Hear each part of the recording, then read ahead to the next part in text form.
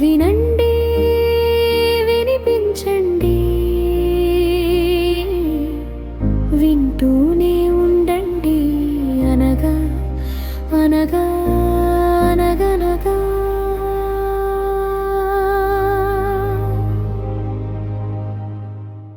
మరో అద్భుతమైన కథతో మీ ముందుకు వచ్చేసాను. ముందుగా మోహనవాణి శ్రోతలందరికీ హృదయపూర్వక ధన్యవాదాలు.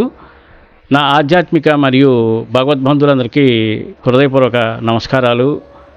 అనగనగా శీర్షికలో మరొక అద్భుతమైన కథ మీకోసం. ఇంకా ఆలస్యం చేయకుండా ఆ కథ ఏమిటో వినేద్దాం. మొదలకు దూరాన అడవిలో ఒక గురుకులం ఉండేది. దానికి శ్రీకృష్ణుని భక్తుడైన హరిదామ్యుడు అనే గురువు ఉండేవారు. ఆయన తన శిష్యులతో కలిసి యాత్రలకు వెళ్ళొస్తూ ఉండేవారు. అలా ఒకరోజు తిరుగు ప్రయాణంలో ఉండగా సాయంత్రం వేళ పెద్ద వర్షం ఎడతెరిపి లేకుండా కురియడం వల్ల వర్షం ధాటికి నీళ్లు ముంచెత్తడంతో మార్గంలోని పల్లెల్లోని దారులన్నీ నీటితో నిండి నిర్మానుష్యమయ్యాయి. వేరే దారి లేక ఒక పల్లెలోని ఇంట్లో విడిది చేశారు. ఆ భారీ గాలి వర్షానికి దారిలోని అందరూ ఇళ్లల్లో తలుపులు బిగించుకుని ఉన్నారు. హోరు గాలి వానలు సుడిగాలికి ఎగిరి వచ్చిన ఎండుటాకు లాంటి ఒక కుర్రవాడు నిరాధారంగా తిరుగుతూ తనకేదైనా ఆశ్రయం దొరుకుతుందేమోనని 10-12 మధ్యన వయసున్న సన్నగా దుర్బలంగా ఉన్న శరీరంపై చిన్న లాగు చొక్క వాన చలి నుండి కాపాడడానికి వేరే మరింకే ఆచ్ఛాదన లేని ఒక బాలుడు. ఆ కుర్రవాడి పేరు అనంతుడు. చలికి గదగద వణుకుతూ ఎటుపోవాలో తెలియక చాలాసేపు దారి మధ్యలో నిలబడిపోయాడు. అటు ఇటు పరికించి చూశాడు. ఎవరినైనా తలుపు తట్టి ఆశ్రయం అడగాలంటే అపరిచితుడైన తనను దొంగగా భావించి లోపలకు రానివ్వరనే భయంతో అలాగే సాగిపోతుంటే ఒక పెద్ద వటవృక్షం కనిపించింది. ఆ చెట్టు మొదల్లో కాస్తంత స్థలం నీరు లేకుండా కనిపించడంతో బ్రతుకు జీవుడా అని ఆ జానుడి స్థలంలో ముడుచుకొని కూర్చున్నాడు. కొంతసేపటికి నిద్రలోకి జారిపోయాడు.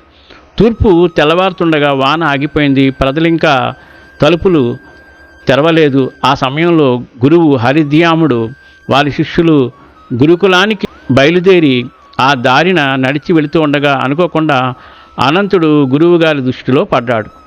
కనీసం కప్పుకునేందుకు చిన్న దుప్పటైనా లేకుండా ఆ భయంకరమైన వాన చలిలో ముడుచుకొని ఉన్న బాలుని చూసి గురువుగారు దయార్థ హృదయం ద్రవించింది. వెంటనే ఆ బాలుని దగ్గరికి వెళ్ళి తట్టి లేపాడు. బాలుడు కళ్ళు తెరిచి ఎదుటి నిలిచి ఉన్న గురువుని చూసి భయంతో భక్తితో లేచి నిలబడ్డాడు. ఎవరు నువ్వు? ఈ వాన చలిలో ఇక్కడ ఎందుకు పడుకున్నావు అని ప్రశ్నించి గురువుకు తన పేరు అనంతుడు అని, తనకెవరూ లేరని, ఈ ఊరిలో ఏదైనా బ్రతుకు తెరువు కోసం పని దొరికితే చేసుకుందామని వచ్చానని, తుఫాను తాకిడికి ఎటుపోవాలో తెలియక ఈ చెట్టును ఆశ్రయించానని చెప్పడంతో గురువు జాలిగుండె కరిగి తనతో తన ఆశ్రమానికి రమ్మని చెప్పాడు. మహదానందంతో అనంతుడు గురువును అనుసరించాడు. గురుకుల ఆశ్రమానికి చేరుకున్నాక తన శిష్యుడిని పిలిచి అనంతుడికి భోజనం పెట్టి మార్చుకునేందుకు బట్టలు ఇచ్చి ఇకపై ఆ కుర్రవాడు ఇక్కడే ఉండి ఆశ్రమంలో ఏదో ఒక పని చేసుకుంటూ తల దాచుకునేటట్లు ఏర్పాటు చేయమన్నాడు. గురువుకు కృతజ్ఞతలు చెప్పుకుని అనంతుడు ఆ శిష్యుడు వెనుక వెళ్ళాడు. ఆ రోజు నుండి ఆశ్రమంలో తోట పని, ఇతర చిన్న చితక పనులు చేసుకుంటూ నమ్మిన బంటుల అందరి తలలో నాలుకల మసులుకుంటూ అందరితో పాటు గురువుగారి మన్ననకు పాత్రుడయ్యాడు. కొంతకాలం తర్వాత ఎందుకో అనంతుడు ముఖం చాలా ఉదాసీనంగా మారడం గమనించాడు గురువు. ముందులా హుషారుగా కాకుండా ఏదో పరధ్యానం, అసంతృప్తి అతనిలో కనిపిస్తున్నాయి. అన్ని విధాలా విచారించగా అతని పట్ల ఎవరూ అనుచితంగా ప్రవర్తించలేదని, అన్నీ సక్రమంగానే ఉన్నాయని తెలిసింది. అయితే ఆ మార్పుకు కారణమేమిటి అంతుపట్టలేదు గురువుగారికి.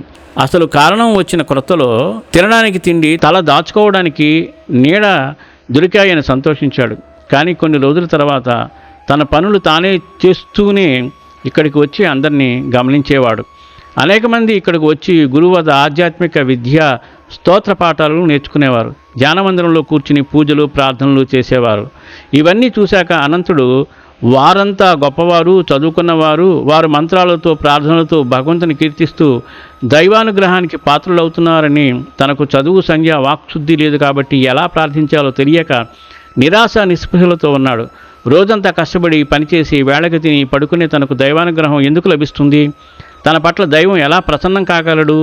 ఇది అతనిలోని నైరాశ్యానికి మూల కారణం. ఒకనాడు హఠాత్తుగా ఒక విచిత్రమైన పరివర్తన అనంతుడి ముఖంలో కనిపించడంతో గురువుగారు ఆశ్చర్యపడ్డాడు. ఎన్నడూ లేని ఒక క్రొత్త కాంతి అతని ముఖంలో చోటు చేసుకుంది. అతని మాటల్లో చేతల్లో సంతోషం, ఉత్సాహం పొంగి పొర్లుతున్నాయి. అందుకు కారణమేమై ఉంటుందా అని తెలుసుకోవాలని నిశ్చయించుకున్నాడు గురువుగారు. ఆ రోజు మధ్యాహ్నం భోజనాంతరం ఎవరికి వారి ఎండవేళలో తమ కుటీరాల్లోకి వెళ్ళిపోయారు. గురువుగారు కూడా తన కుటీరంలోనికి వెళ్ళి తలుపులు మూసుకుని కిటికీలోంచి అనంతుడిని గమనించసాగారు. ఎప్పటిలా తన పనులన్నీ ముగించుకొని కుటీరం దగ్గరకు అరుగుపైన కూర్చున్న అనంతుడు ఒకసారి లేచి నిలబడి చుట్టూ పరికించి చూశాడు. ఎవరూ లేరని, తననెవరూ గమనించడం లేదని దృఢపడ్డాక మెల్లగా ముందుకు నడిచాడు. అది చూసిన గురువు కుటీరం నుండి బయటకు వచ్చి అనంతుడు తనను చూడకుండా జాగ్రత్త పడుతూ అతడేం చేస్తున్నాడో, ఎక్కడికి వెళ్తున్నాడో గమనించసాగాడు. అనంతుడు తిన్నగా కుటీర ధ్యాన మందిరంలోనికి వెళ్ళి తలుపులు మూసుకొనడం చూసి గురువుగారు దిగ్భ్రాంతి చెందాడు. వెంటనే సడీసప్పుడు చేయకుండా కుటీర మందిరం వద్దకు వెళ్ళి చాటుగా అనంతుడు ఏమి చేస్తున్నాడో చూడసాగాడు. అనంతుడు మందిరం మధ్యలో ఉన్న శ్రీకృష్ణుని విగ్రహం ముందు మోకాళ్లపై కూర్చుని ప్రార్థనాపూర్వకంగా భక్తితో ఏదో మాట్లాడటం చూసి గురువుగారు శ్రద్ధగా విన్నాడు. కృష్ణ, అందరూ నిన్ను స్తోత్ర పాఠాలతో స్తుతించి ప్రార్థించి నీ మన్ననలు పొందుతున్నారు. నాకు చదువు రాదు, పూజలు రావు, స్తోత్రాలు రావు. అందుకే నిన్ను నాకు తెలిసిన విద్యతో ప్రసన్నుని చేసుకోవాలని వచ్చాను. రోజు నా ప్రదర్శన చూసి నన్ను అనుగ్రహించి నీ దర్శన భాగ్యం ప్రసాదించడం నా అదృష్టం. అందుకే ఈరోజు మరికొన్ని క్రొత్త ఆటలు ఆడి నిన్ను సంతోషపెట్టాలని వచ్చాను.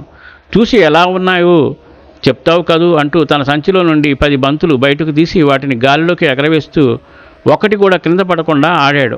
ఆ తర్వాత అరచేతిని నేలపై మోపి తల క్రిందికి కాళ్ళు పైకి పెట్టి మందిరం అంతా నడిచాడు. ఆ తర్వాత చిత్ర విచిత్రమైన విన్యాసాలు చేశాడు.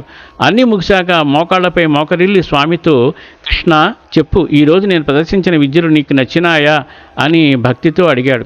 వెనువెంటనే భగవానుడి విగ్రహం నుండి కనులు మిరిమిట్లు గొలిపే ప్రకాశవంతమైన వెలుగు వెలువడింది. ఆ వెలుగుతో పాటు స్వామి మాటలు కూడా ప్రతిధ్వనించాయి. మిత్రమా, అనంత, నీ విద్యలో అమోఘం.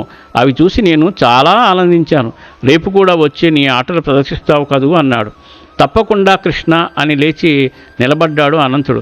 బయట నుండి ఆ దృశ్యము చూసి శ్రీకృష్ణుని పలుకులు విని గురువుగారు శిలాప్రతిమలా నిలబడిపోయాడు. తలుపులు తెరిచిన అనంతుడు గురువును చూసి ఒక్కసారి ఉలిక్కిపడ్డాడు.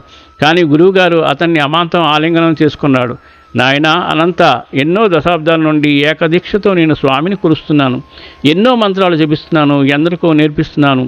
కానీ ఇంతవరకు నాకు ఆ భగవంతుని సాక్షాత్కారం లభించలేదు. ఈరోజు నిర్మల భక్తిభావంతో, సరళ హృదయంతో నీవు ఆటలాడి స్వామిని మెప్పించి సాక్షాత్కారాన్ని పొందావు. నీవు ధన్యుడవు. ఈ రోజు నుండి నీవు ఈ ఆశ్రమంలో పనివాడవు కాదు, నా ప్రథమ శిష్యుడవు. నీకు సకల విద్యలు నేర్పిస్తాను అన్నాడు ఆనందాశ్రువులతో.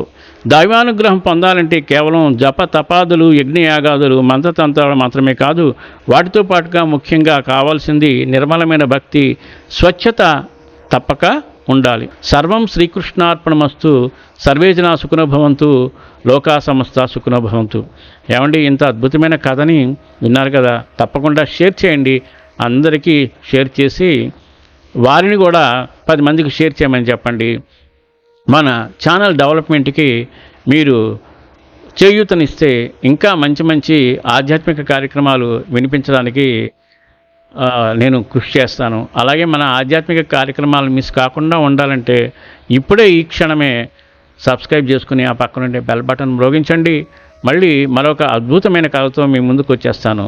సర్వేజన సుఖినో భవంతు, లోకా సమస్త సుఖినో భవంతు. ధన్యవాదాలు. స్వస్తి. ఇంతవరకు మన ఛానల్కి చాలామంది సబ్స్క్రైబ్ చేసుకోలేదు, సబ్స్క్రైబ్ చేసుకోకుండా చూస్తున్నారు. దానికి కూడా చాలా సంతోషం. కానీ మీరు సబ్స్క్రైబ్ చేయడం వల్ల మన ఛానల్ అనేది డెవలప్ అవుతుంది.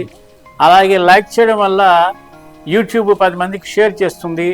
కామెంట్ చేయడం వల్ల 10 మంది మన కార్యక్రమాల వైపు మొగ్గు చూపుతారు. అలాగే ఎక్కువ మందికి షేర్ చేయడం వల్ల మన ఛానల్ అనేది అభివృద్ధి చెందుతుంది. ఏది ఏమైనా మీ చేతుల్లోనే ఈ ఛానల్ యొక్క డెవలప్మెంట్ ఉంది. మమ్మల్ని సపోర్ట్ చేస్తాను మనం కోరుకుంటూ సర్వేజన సుఖినో భవంతు, లోకా సమస్త సుఖినో భవంతు. ధన్యవాదాలు. స్వస్తి. మోహనవా